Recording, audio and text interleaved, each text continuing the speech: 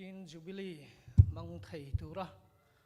cầu san hậu mal min so ma min ruai tu kan pathia na ming thiang lim fakinom ro se amen lalpai su mingin chibai kabu ka cheu he cầu san hi nia atam lua lawa fakin phu a he kan soi fo thina America ram mizo cầu san zinga cầu san inzom kho ma ni emo society ni emo zar kan zona bernar in ni hi phat rual anilova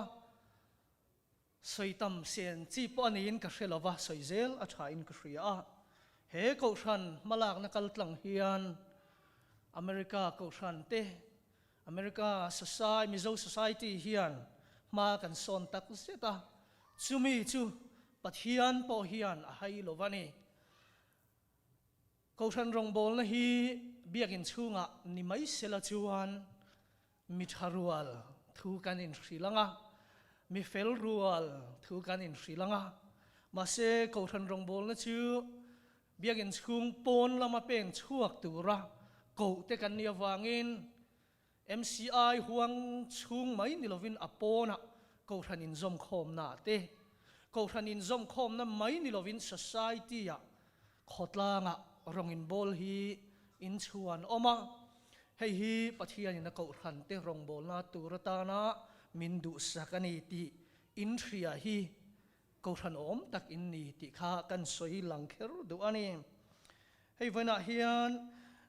NAMCF North America Mizo Christian Fellowship mingin klinglo tak mai min ron som hi keima mi mal takin kalom tak zitani ti chuan NAMCF ruai tu te OB ten he Tin Jubilee kan lom hi kan lom pui tak zet chewa kan za in thinlung takin kan lom pui chewa voina hian lom pui na citation kan ron zia ka ve a hei hi ko than chairman in min ron don sak le sela heti hian kan zia Tin Jubilee lom pui na Krista rongbol pui Mizo Church of Iowa ten Tin Jubilee mang thei tura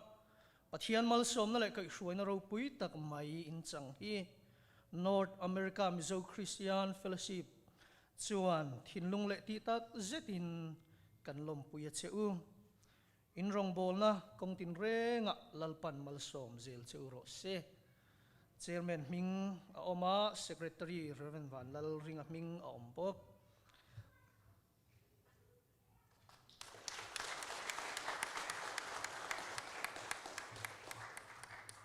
toite in kan bel le anga DMCF kan ni lai te IMCF kan ni lai te atanga rong bol ho kan ni na zona tuna chuan MCI le MCC ming fellowship atangin ko than ming kan lo pu ve ve ta a pathian min hruai na hi aro puya mal som na tin rengin member zona te rong bol na min zau saka kan biak in ani ti ve thein mani pualin pathian mal som na kan chan biak in kan nei te hi alom oma aro pui tak zetani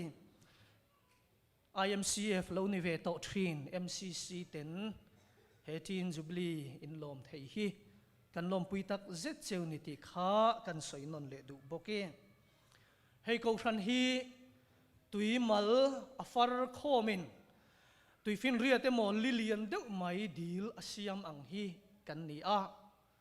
thiam na kil tina tangin aron luang khoma a in fin khom zela kan thok ho zela he pulpit lama ding ngai lo ten he pulpit lama ding tura talen nei lo ten khoilai kil khora emo kan ti ei rong bol na huna restroom a pangpar huan lama emo parking lot duty ate an talen an lo ti punga chutiang chuan tuimal sang pathian atanga kan don talen sang a in fin khoma chuan he ko than hi moi takin aron chei ani chu ko than te hian reng ila apoimo ber chu kan zawai alo ni ta a chobel lo sil tu atangin biak in phiat fai tu atangin parking lot mi motor dana tur lo ko mu tu atang te nile nga he biak buk chunga tong trai mi te pulpit atanga thanem ngai taka thu soi thin mi te Sunday school no pang te thanem ngai taka zir tir tu te thalai le ko ran mai chia le ko ran puya ti tak zeta tai mataka ro rel tu ten kan ro rel chung zong zong in fin khom chuan he MCI hi achai moi tak zeta chulaya chuan apoim achu heng zong zong hi mizo tong tha em mai kan nai ko ran kan ti hi kan ria chun zom zel apoim o me trong bul lama chuan ecclesian manga English in call out an lo mang le a mizoin ko ran kan tia kan khet hiam khop mai chu chu khoya tanga ko ran nge kan ni ti lai taka khan khovel laka tanga a ko ran khovel mi tenga omlo tur a ko chua in zom khom in pol khom te kan ni chuwang chuan khovel mi te chuan a niam dewang ngai parking lot an duty mai thai parking lot ka duty ke chu kan niam kan ti mai thaya ei rong ka bol thina ka fatu thina biak in ka ti fai thina ke chu na niam ka thok ti mai a olang khovel ril ru chuan ma se chu tiang ril ru pulo tura a ko rante kan ni a leile van siam tu lal ro pui ber rong bol nan parking lot ka duty a biak in ka ti fai thina fatu ei rong ka bol thina no pang ka zir ti thina ko ran tan ro ka rel thina ni ti rong bol tu zong zong rong bol tu te chu member zong zong te kan ni a chung mi ten kan ria chuan ko ran dik tak hi keima ni a theu alo pianga chung kwa a pianga he kan in sui khom mun khata kan loina hian ko ran dik tak mel alo lang thin khovel mi te ril ruang kan put don a piangin kei chu ko ran kani khovel mi te ril rupu anga pulo tura a ko ran a ko chua kani to e ti in he ko ran member zong zong te kan kal chuan ko ran moto Philippi bungli chang som pathum min ti chak tu Krista chuan engkim kati thayani ti hi alo dik zel donani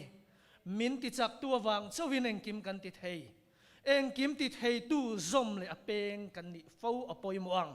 chumi a zom le apeng ni tu chon ko ran kan ni na taka kha apoi mo chuani e he ko ran MCI hi pa pathian fa pa pathian tharau thiang lim pathian in hual him zel che uro se amen.